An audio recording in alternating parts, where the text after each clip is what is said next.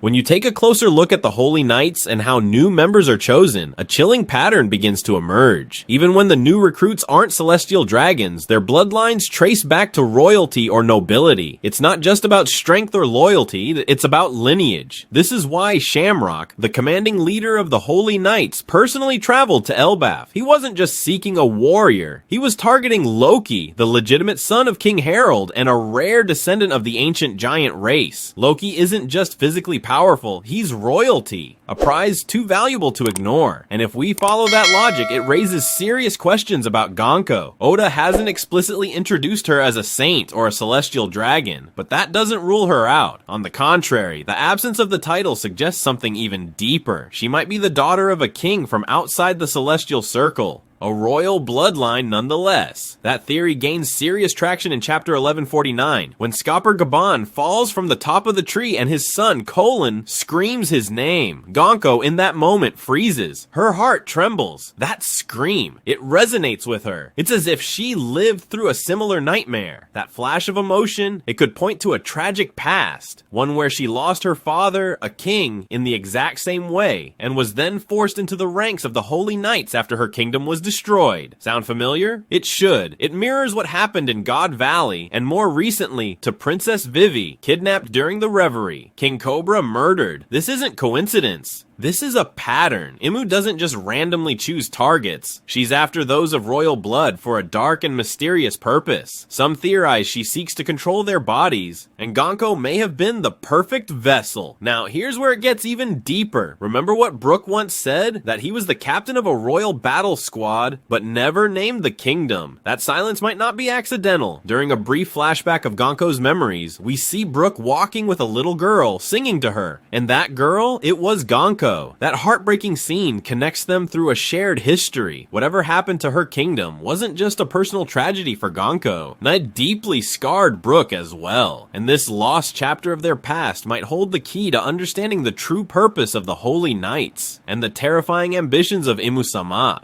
And when we dive deeper into the true nature of Imu-sama's selections, her unmistakable preference for those of royal blood, it becomes clear that we're not looking at random choices based on strength or loyalty. No, this is a ritual, a deliberate mystical process governed by ancient arcane principles. Especially after the leaks from chapter 1150, the signs are undeniable. Imu-sama wields magic, real, terrifying magic, and this isn't some sudden twist. The clues have been there since her very first appearance. Later, during the Egghead arc, we saw the Gorosei using mysterious sigils to teleport from Mary Joyce. That kind of transportation, instantaneous, precise, and supernatural, cannot happen without a spiritual conduit or an overwhelming power tied directly to Imu herself. And here's where it all ties together. Imu's ability to harness such magic seems intrinsically linked to the kind of vessel she selects. The Holy Knights aren't chosen randomly. They're not simply the strongest or the most obedient. They're chosen because their royal blood allows them to survive and even resonate with this forbidden power. Just like Conqueror's Haki can only be unleashed by those with overwhelming will, perhaps this ancient sorcery demands a similar pedigree, one tied to lineage rather than strength alone. And if we zoom out for a moment, and look at the real world, which Oda has often drawn inspiration from, the idea of royal blood being sacred isn't new at all. In ancient South American civilizations like the Mayans and Aztecs, the blood of rulers and nobles was seen as a direct link to divine cosmic forces. Their blood was offered in sacred rituals, not just to appease gods, but to preserve balance in the world itself. This wasn't just blood, it was a living symbol of chosen authority, selected not by men, but by higher powers. In both European and African traditions, we also see the divine right of kings, the belief that royal blood carried mystical significance. It was said that such blood could complete sacred rituals, amplify magical protection, or even change the fate of an entire kingdom. So what does this tell us about Imu? It suggests that her obsession with royalty is not political. It's spiritual. She doesn't just want power. She needs specific vessels. Vessels with royal blood. Individuals who can withstand the ancient forces she commands. And those who can't, they're simply discarded or destroyed. This deeper truth might be the key to unraveling her ultimate goal and the terrifying nature of the Holy Knights themselves.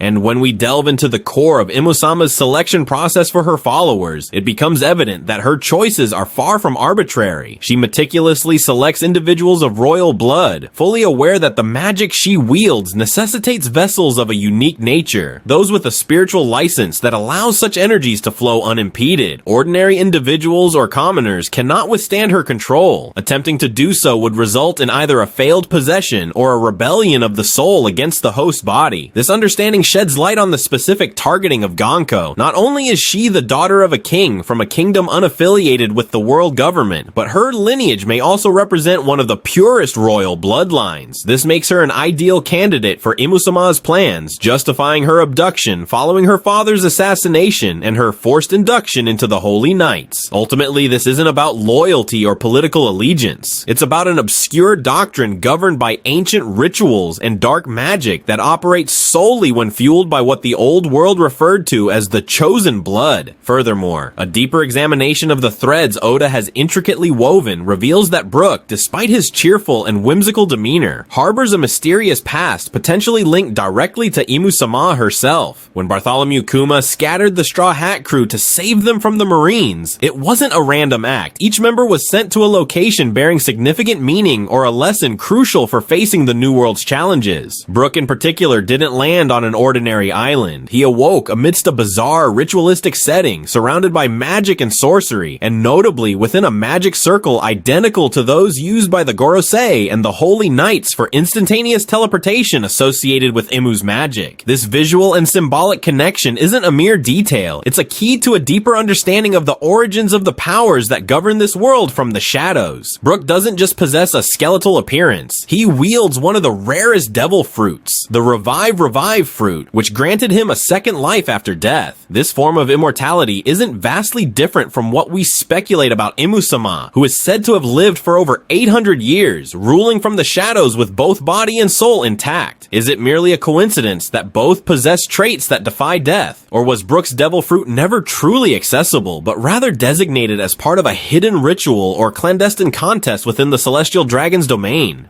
And if we revisit the infamous extermination game held on God Valley, the same game where Kaido won the dragon fruit and Kuma obtained the cat fruit, it becomes increasingly plausible that Brook's Revive fruit was also the prize in a similar deadly game, perhaps one that took place in Gonko's kingdom. Brook may not have been a mere bystander or lucky survivor. He may have been a contender, perhaps even the victor of that game, and his prize was the fruit that forever altered the course of his existence.